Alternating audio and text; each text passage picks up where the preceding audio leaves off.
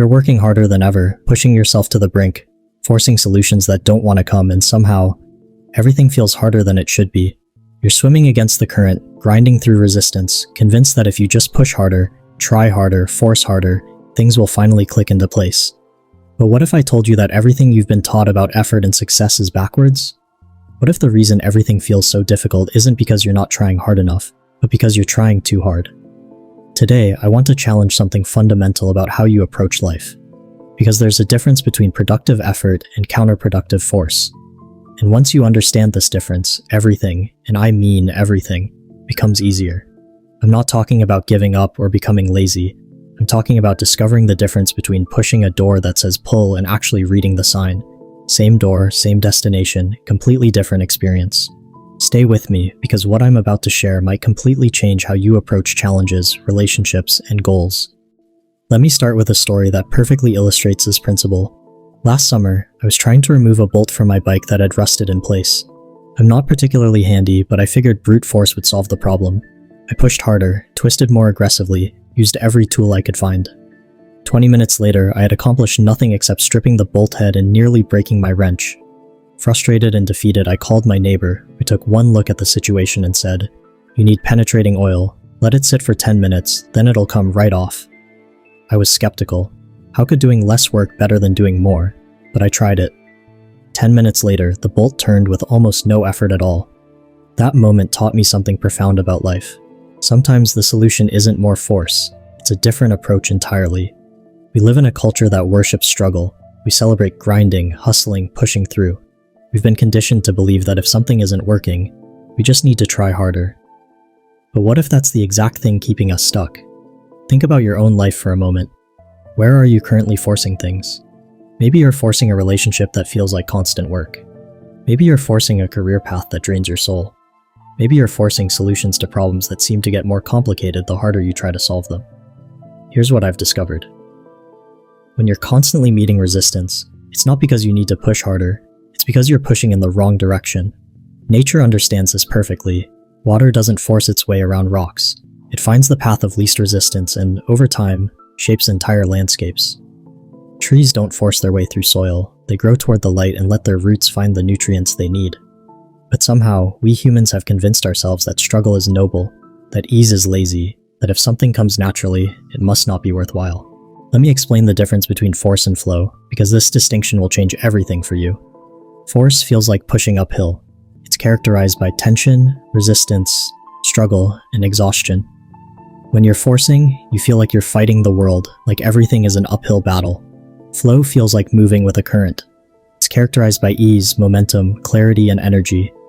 When you're in flow, things seem to happen naturally, opportunities appear, solutions emerge without strain. Here's the crucial part. Flow doesn't mean effortless. It means effective effort. There's still work involved, but it's work that builds momentum rather than fighting it. Let me give you a practical example. I have a friend named Lisa who spent 2 years trying to force herself to become a successful blogger. She was posting daily, following every growth hack, spending hours on social media engagement. She was working incredibly hard but getting minimal results. The whole thing felt like pushing a boulder uphill. Then she mentioned her blog struggles to a coworker who said, "You should start a podcast. Every time you explain complex topics in our meetings, people light up. You have a gift for making complicated things simple through conversation." Lisa had never considered podcasting, but something about the suggestion felt right. Within 6 months of starting her podcast, she had built a larger, more engaged audience than 2 years of forced blogging had created. Same intelligence, same valuable content, but she was working with her natural strengths instead of against them. The work didn't disappear. She still spent hours preparing, recording, and editing. But it felt completely different. Instead of forcing herself to fit into someone else's model of success, she found the medium that matched how she naturally communicated. This is what I mean by flow. It's not about working less, it's about working in alignment with how things naturally want to unfold. But here's where it gets interesting. Your ego hates flow.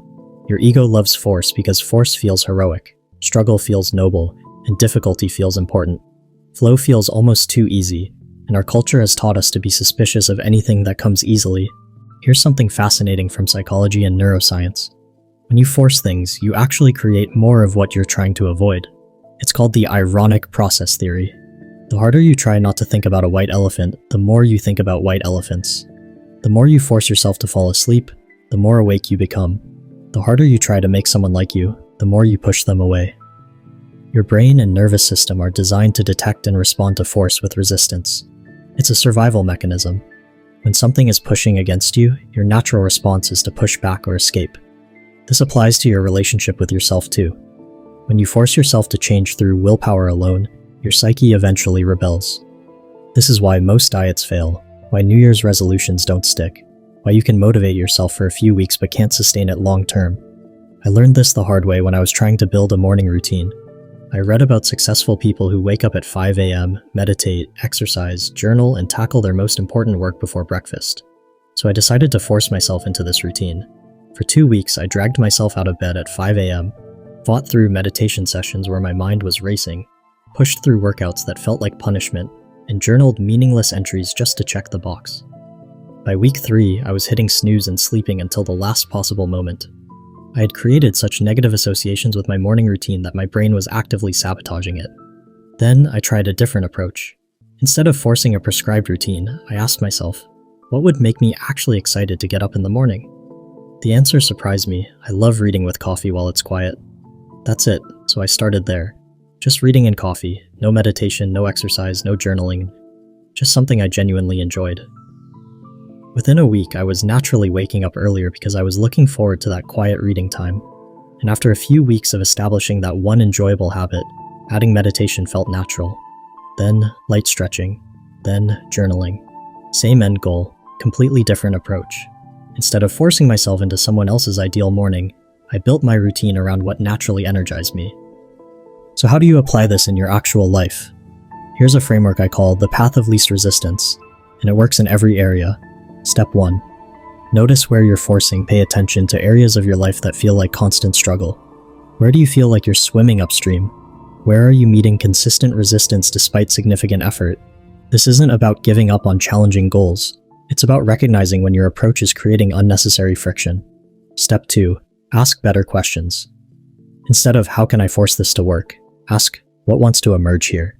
Instead of how can I make this happen, ask what's the natural next step. Instead of why is this so hard, ask what am I not seeing, or is there an easier way? Step 3. Experiment with ease. This is counterintuitive, but try approaching your challenge with 50% less effort. Not 50% less commitment, 50% less force. If you're trying to improve a relationship through difficult conversations, try improving it through appreciation first. If you're trying to build a business through aggressive marketing, try building it through genuine service first. Step 4. Follow the energy. Pay attention to what gives you energy versus what drains it. What feels expansive versus what feels contractive. What creates momentum versus what creates resistance. This doesn't mean only doing things you enjoy, but it means being strategic about when and how you engage with difficult things. Let me share another example. My friend David was trying to lose weight through an extremely restrictive diet and intense workout regimen. He was forcing himself to eat foods he hated and do workouts that felt like punishment. After 3 months of this self-imposed torture, he had lost some weight but was miserable and constantly fighting cravings. One bad day led to a binge, which led to guilt, which led to more restriction, which led to more binges. Then he shifted his approach. Instead of forcing himself to avoid all the foods he loved, he focused on adding foods that naturally made him feel good.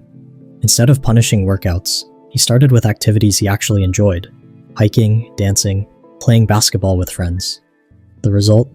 He lost more weight with less stress, and more importantly, he developed a sustainable relationship with food and movement that didn't require constant willpower. Here's the deeper truth about forcing versus flowing. When you force things, you're operating from fear. Fear that things won't work out naturally. Fear that ease means laziness. Fear that if you're not struggling, you're not worthy of success. But when you learn to work with natural forces instead of against them, you're operating from trust. Trust in your own wisdom, trust in timing, trust that solutions can emerge organically when you create the right conditions. This doesn't mean becoming passive or giving up when things get difficult. It means becoming more strategic about where and how you apply your energy. Think of it like this. A master martial artist doesn't win fights through brute force. They win by using their opponent's energy against them, by finding leverage, by being strategic rather than forceful. The same principle applies to life. The most successful people I know aren't the ones who work the hardest. They're the ones who work most intelligently. They find ways to align their efforts with natural forces rather than fighting against them. This might mean changing careers to work with your strengths instead of against them. It might mean changing your approach to relationships, focusing on attraction rather than pursuit. It might mean changing how you solve problems, looking for elegant solutions instead of brute force fixes. I want you to try an experiment this week. Choose one area of your life where you've been forcing things, pushing hard but meeting constant resistance. For the next 7 days, approach that area with curiosity instead of force. Ask, what wants to happen here, instead of, how can I make this happen? Go to the comments and tell me what area you're going to experiment with. Sometimes just naming it publicly creates the shift from force to flow. And if this perspective resonated with you, hit that thumbs up and subscribe for more content that challenges conventional wisdom about success and fulfillment. Remember, everything becomes easier when you stop forcing it. Not because you care less, but because you approach it more wisely.